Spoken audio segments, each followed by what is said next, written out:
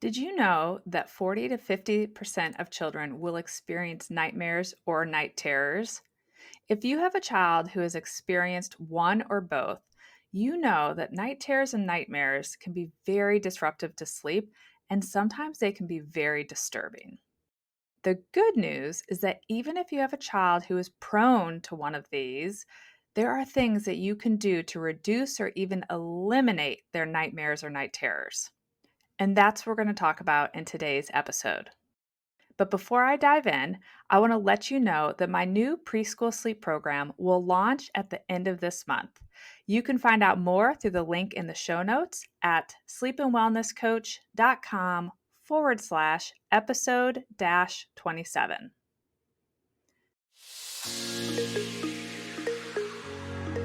Hi, I'm Allison Egidi, a pediatric sleep and wellness coach and a mom of two. I love to help parents find solutions. This is How Long Till Bedtime.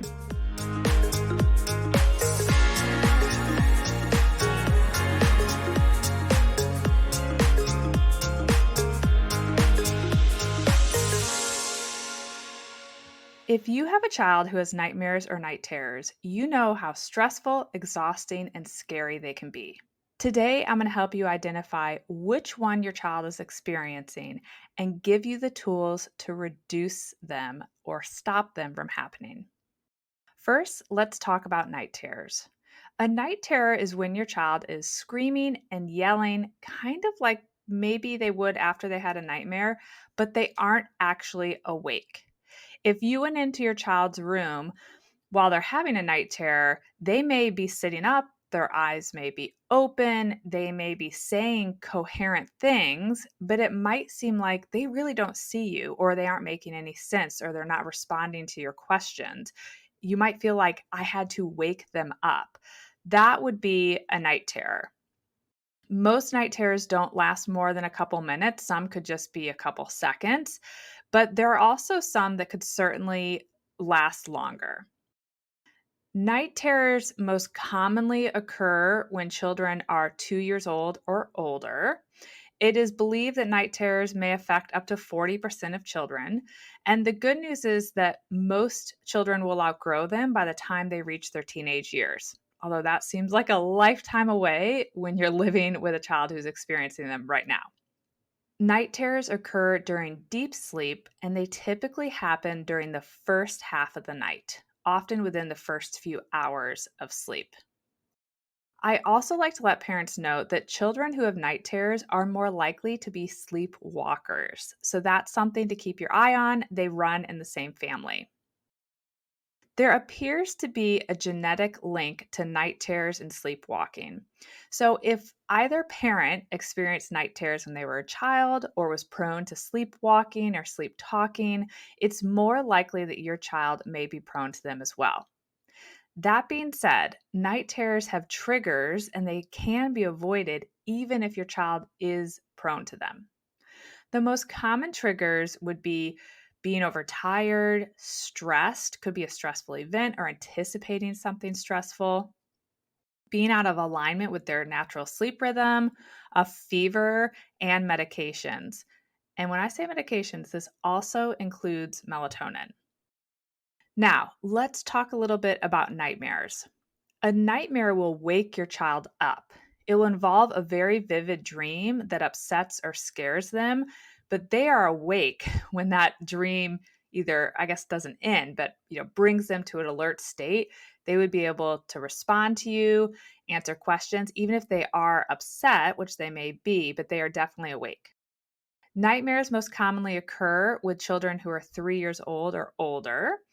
It is believed that up to 50% of children between the age of 3 and 6 years old have experienced nightmares. Nightmares occur during REM sleep and typically happen during the second half to last third of the night. An interesting note here, nightmares have similar triggers to night terrors. So, overtired, stressed, being out of alignment with their sleep rhythm, fever, medication, again, including melatonin. But they also have some slightly different triggers. So they could be triggered by trauma or watching or reading something that scares them or results in an overactive imagination. So those would be likely triggers for nightmares as well. I do want to note here that I work with many families who have come to the realization that melatonin was the big trigger for their child's nightmares or night terrors. I plan to do a full episode on melatonin in the future. But for now, I just want to point this out because many parents haven't been told that this could be a trigger for their child's nightmares or night terrors. And so they didn't realize it's something they should look into or consider stopping. So if your child's on melatonin, this might be worth you experimenting with how they do without it and seeing if it's a trigger.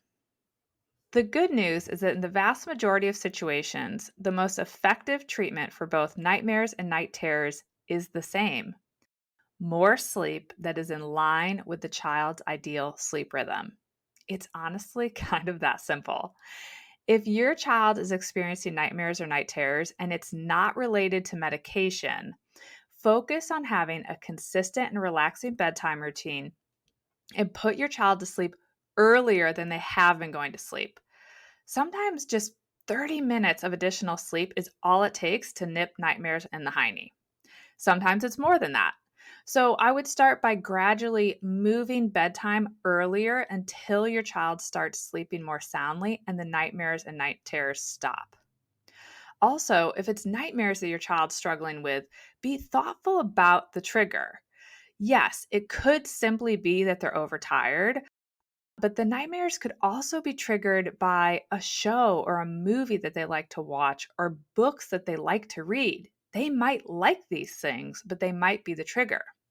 So you can explain to your child why you need to take a break from these. I always tell kids we're going to experiment and see what happens if we take these away for a while. So, for example, my oldest Addison is prone to nightmares, and for years we've known that movies trigger her. The first time I realized we needed to really be thoughtful about what she was watching was when she watched Frozen. And she got totally freaked out by the snow monster that throws Anna out of the ice castle. This is like a 30-second part of the movie, and it completely freaked her out. And that caused all sorts of nightmares and sleep issues. So I would say something to her like, this was a while ago. So I would say something like, I'm so sorry that you had a bad dream about that snow monster. Did you know you have an amazing imagination? And then when you watched Frozen, that snow monster made your imagination get a little too active and you went to bed a little too late last night. So that triggered you having the bad dream. So, to help you not have bad dreams anymore, we're going to be very careful about the shows and the movies that you watch. And I'm going to help you get more sleep. Because did you know that getting more sleep is what actually makes nightmares stop and not happen? And so, this was a repeated conversation. And I have to say, to Addison's credit, over time, she got really good at identifying what she could and couldn't watch. So we would, from time to time, explore watching maybe some other type of Disney movie and see how she would do.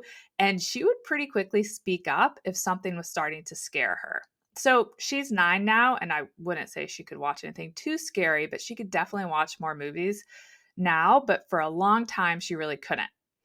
And it's also just worth noting that kids are different. So just because one of your kids can watch something, it doesn't mean the other can.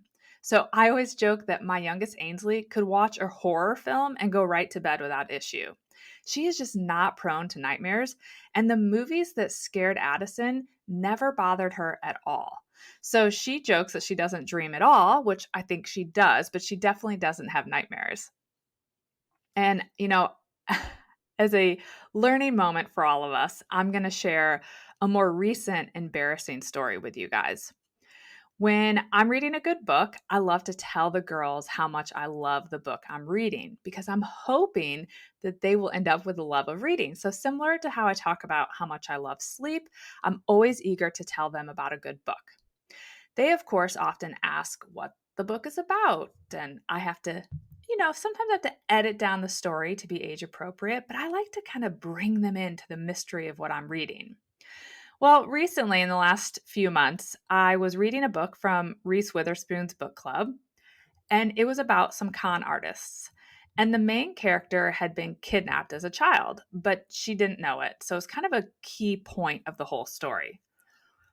Well, I mentioned that kidnapping detail to the girls without thinking much of it, and it caused major sleep issues for Addison for about a week and a half.